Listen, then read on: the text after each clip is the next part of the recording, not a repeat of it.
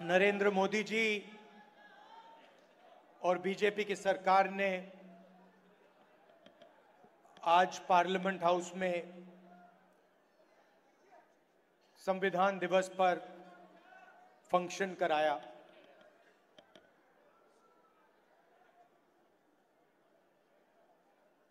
ये हिंदुस्तान का संविधान है।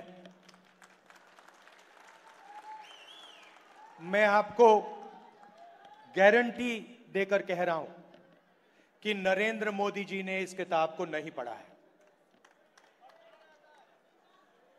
क्योंकि अगर नरेंद्र मोदी जी ने ये किताब पढ़ी होती तो वो जो रोज करते हैं वो नहीं करते। नमस्कार, अजय चतुर्वेदी।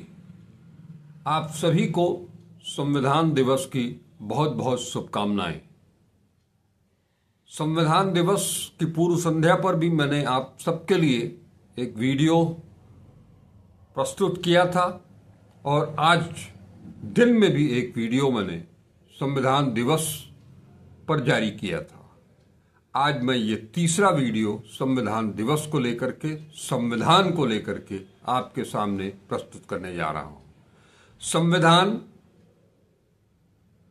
भारतीय संविधान, जिसके बारे में इसके रच डॉक्टर भीमराव अंबेडकर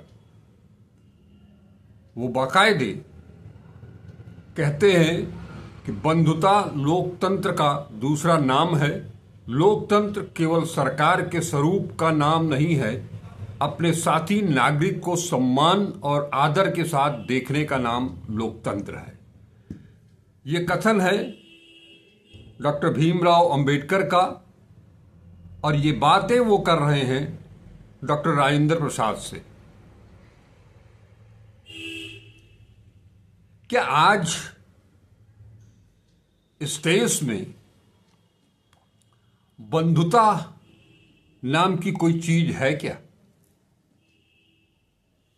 संविधान में समानता का भी नाम है। क्या समानता इस देश में है क्या?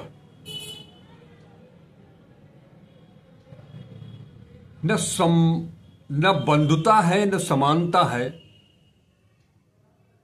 और एक नाम जो जुड़ा हुआ है संविधान में लिखित है, उसको हटाने के लिए सालों से कुछ लोग पीछे पड़े हुए थे, लेकिन सुप्रीम कोर्ट ने उसे भी खारिज कर दिया और वो नाम है धर्मनिरपेक्षता का। आज मैं आपके सामने इन सब की बात इसलिए कर रहा हूं कि आज से 3 दिन पहले संभल में जो कुछ भी हुआ वो क्या बंधुता था, धर्मनिरपेक्षता थी, समानता थी, क्या था? ये एक नजीर है। ऐसी तमाम घटनाएं इस देश में रोजाना घटित हो रही हैं, कदम कदम पर घटित हो रही हैं। क्या सावन के महीने में उत्तर प्रदेश में जब ये कानून लाया गया, उत्तर प्रदेश सरकार की तरफ से, कि कांवर मार्ग पर जितने भी रेस्टोरेंट हैं, जितने भी ढाबे हैं, उन सभी में प्रोपराइटर का नाम होना चाहिए, रसोइये का नाम होना चाहिए, और हर प्रत्येक उस होटल में, रेस्टोरेंट में, ढाबे में काम करने वाले हर कर्मचारी का नाम लिखना चाहिए। क्या ये समानता है या बंधुता है? जब बिल्किस बानो के प्रकरण में जो दोषी थे, उनकी सजा पूरी होने से पहले उनको रिहा कर दिया जाता है, क्या ये विधि सम्मत है? ये धर्मनिरपेक्षता है? ये समानता है? ये बंधुता है।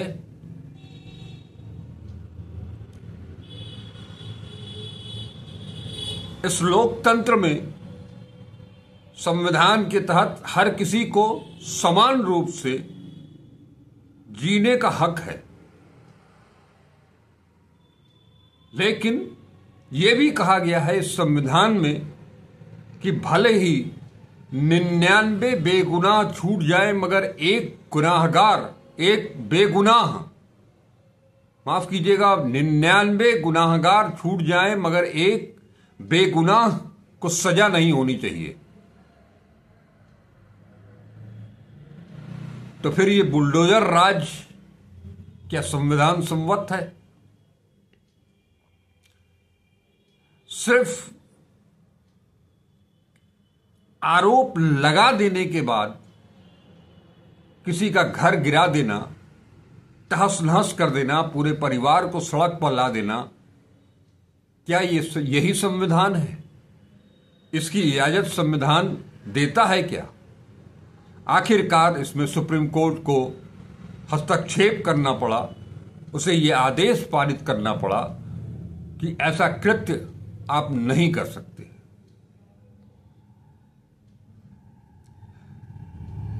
अभी इसी साल के शुरुआत में फरवरी महीने में सुप्रीम कोर्ट ने नरेंद्र मोदी सरकार के द्वारा 2016 में लागू इलेक्टोरल बॉन्ड, चुनावी बॉन्ड को असंवैधानिक करार दिया। क्या ये तरीका है?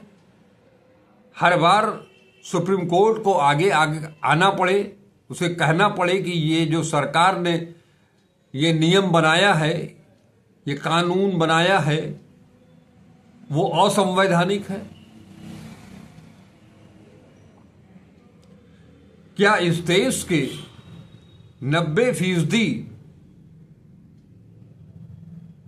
लोगों का हक छीन करके चंद पूंजीपतियों के हवाले किया जाए, क्या यह संविधान इसकी इजाजत देता है?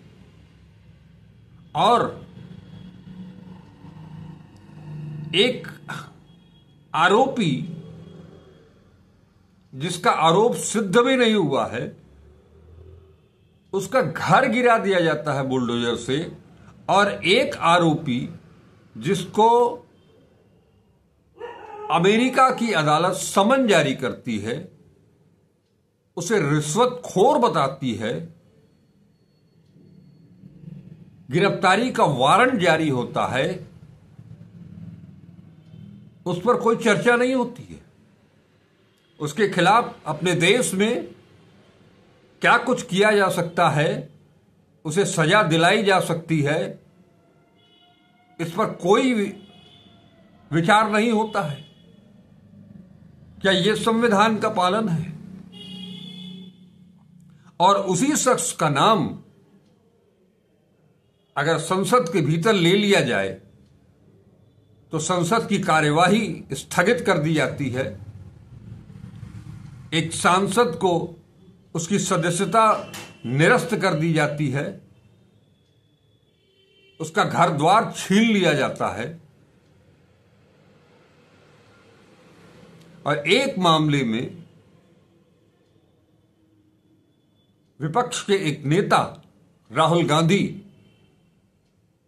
पर गुजरात की लोअर कोर्ट, हाई कोर्ट उन्हें 2 साल की सजा सुना देती है और उनकी सदस्यता चली जाती है, जिस पर कि सुप्रीम कोर्ट अपना फैसला सुनाता है और उनकी सदस्यता को बरकरार रखते हुए ये कहता है कि ये केवल एक व्यक्ति का मामला नहीं बल्कि उस पूरे संसदीय क्षेत्र की जनता का मामला है, उसके हक का मामला है।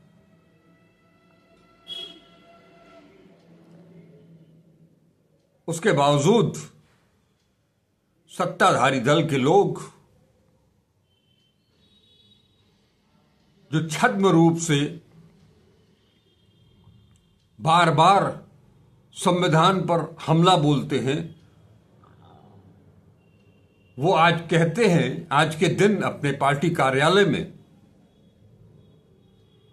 संविधान दिवस मनाते हुए वो इमरजेंसी का नाम लेते हैं।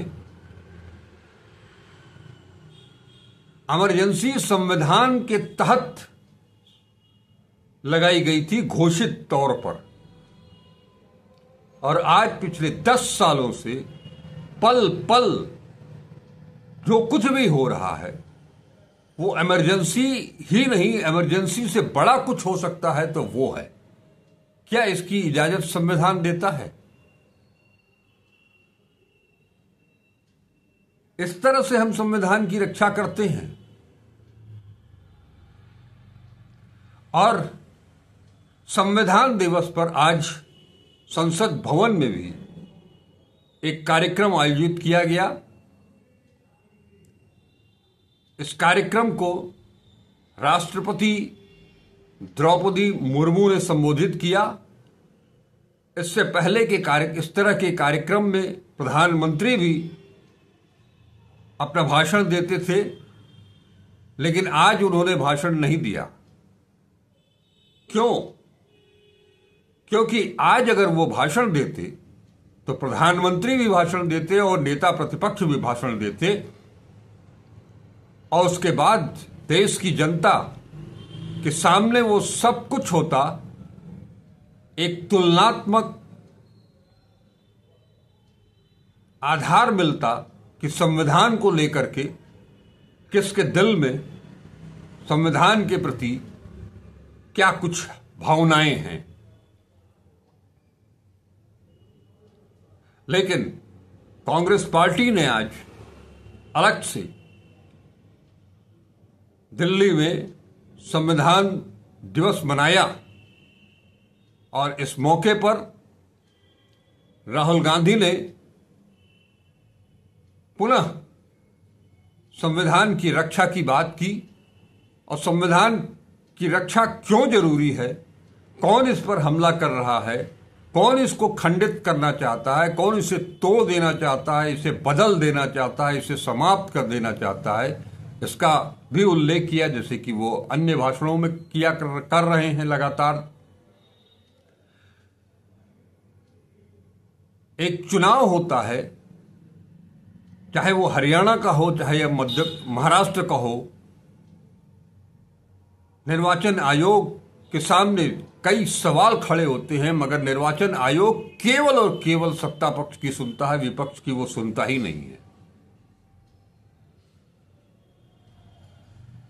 ये पहली बार हो रहा है जब किसी भी चुनाव में किसी भी क्षेत्र के जितने मतदाता वोट डालते हैं, वो मतदान खत्म होने के 2 दिन के बाद, 1 दिन के बाद, 1 हफ्ते के बाद वो आंकड़ा बढ़ जाता है। ऐसा कभी हुआ क्या? बावजूद इसके निर्वाचन आयोग कुछ भी नहीं बोलता है। उसके निगाह बोलता है तो शिकायत करने वालों की ही खिल्ली उड़ाता है, दोषारोपण उन्हीं के ऊपर करता है। क्या संविधान इस बात की इजाजत देता है कि कोई सांसद कुछ महिला खिलाड़ियों की आबरू के साथ खिलवाड़ करे? क्या संविधान इस बात की इजाजत देता है कि किसी पार्टी के आईटी सेल के युवा पदाधिकारी एक विश्वविद्यालय परिसर में घुस करके एक छात्रा के साथ गैंग रेप करें, उसका वीडियो बनाएं, उसके कपड़े फाड़ दें असलहे के दम पर, और इस पर कोई सत्ता पक्ष की तरफ से कोई टिप्पणी ही नहीं आती है, कोई विचार, कोई अफसोस जताने की बात ही नहीं होती है। वहीं अगर बंगाल में यह घटना होती है एक डॉक्टर के साथ, एक रेजिडेंट डॉक्टर के साथ, तो राष्ट्रपति भी सामने आकर के 2 पन्ने का 3 पन्ने का लेख छपवाती है, जो किसी ने किया ही नहीं कृत्य, उसे उस आरोप में सरकार अपनी एजेंसियों के माध्यम से उसे 5 महीने तक जेल में रखती है। बाद में कोर्ट को यह साफ कहना पड़ता है कि वो गिरफ्तारी के कुछ ठोस कारण नहीं है, उनको रिहा करना पड़ता है। और आज की तारीख में वो शख्स ऐतिहासिक जीत के साथ झारखंड में पुनः अपनी सरकार बनाता है, हेमंत सोरेन। क्या यह संविधान सम्मत था उनकी गिरफ्तारी? गिरफ्तारी चाहे हेमंत सोरेन की हो, गिरफ्तारी चाहे अरविंद केजरीवाल की हो, मनीष सिसोदिया की हो या संजय सिंह की हो। और बात कुछ लोग सत्ता पक्ष के ये कहते हैं कि इमरजेंसी का हवाला देते हैं और कहते हैं कि 2 साल तक उन लोगों ने यातनाएं झेली, हजारों लोग। और आज पहली बार मैंने सुना कि वो जो 50,000 लोग थे वो बीजेपी की मानसिकता के लोग थे, उनकी विचारधारा के लोग थे। यानी इस देश में जब जयप्रकाश नारायण ने वो बिगुल फूंका था दूसरी आजादी का, उसको भी छीन लिया गया। वो जयप्रकाश नारायण का आंदोलन नहीं था, वो जेपी नड्डा का आंदोलन था। आज उन्होंने अपने भाषण में कहा है।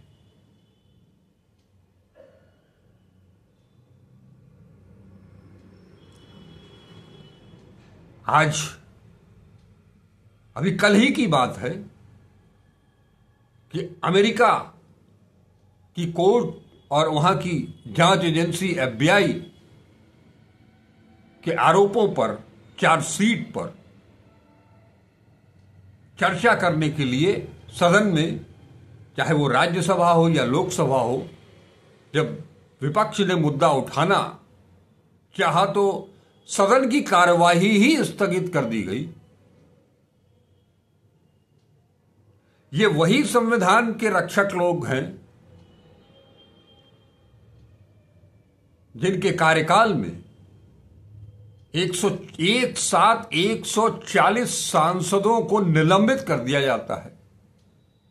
सदन के भीतर एक सांसद को गालियां दी जाती हैं। क्या इस संविधान इसकी इजाजत देता है?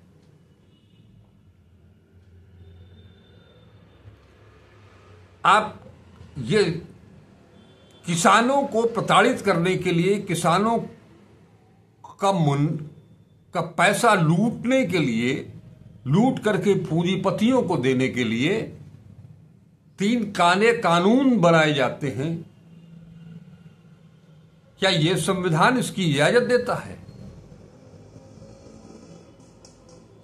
निर्वाचन आयोग में कौन कौन नियुक्त होगा, उसकी नियुक्त करने की जो टीम होगी उसमें सत्ता पक्ष का बहुमत होगा। यह क्या इस संविधान इसकी इजाजत देता है? ऐसे गिनाने लगा जाए तो इन 10 सालों में 1-2 नहीं, सैकड़ों घटनाएं हैं जो लगातार संविधान का मखौल उड़ाते हुए आपको मिल जाएंगी। और बात सिर्फ होती है इमरजेंसी की। इसीलिए संविधान के तहत भारतीय लोकतंत्र को जीवित रखने के लिए, लोकतांत्रिक माहौल बनाने के लिए, बंधुता, समता और धर्मनिरपेक्षता का झंडा का परचम लहराने के लिए आज कांग्रेस अध्यक्ष मल्लिकार्जुन खड़गे साहब ने ऐलान किया है, न केवल अपनी पार्टी के लिए बल्कि उनकी पार्टी से के विचारधारा से जुड़े हुए विपक्ष के लोगों के लिए और आम जनता के लिए भी, कि जिस तरह से राहुल गांधी के नेतृत्व में भारत जोड़ो यात्रा निकाली गई थी, उसी तरह उसी तर्ज पर बैलेट पेपर से चुनाव हो, इसका अभियान शुरू किया जाए, एक यात्रा निकाली जाएगी। आज संविधान दिवस पर संविधान की रक्षा करते हुए मल्लिकार्जुन खड़गे ने जो आवाज दी है देश की आवाम को, वो एक बड़ा क्रांतिकारी कदम है।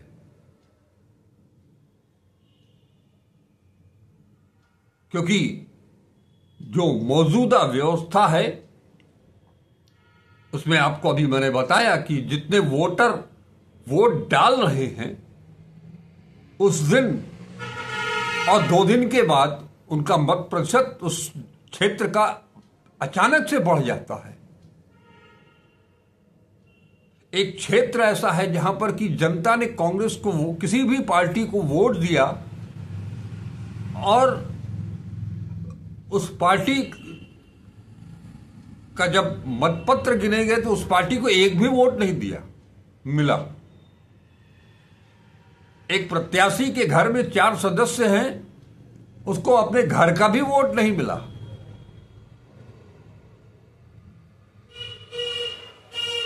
जनता निकल पड़ी है दिल्ली कूच के लिए, और ऐसे में कांग्रेस अध्यक्ष मल्लिकार्जुन खड़गे का ये आह्वान आज के दिन बड़ा आह्वान है।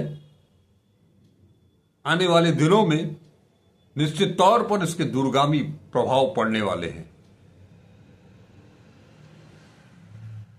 इन शब्दों के साथ नमस्कार, जय हिंद, जय संविधान।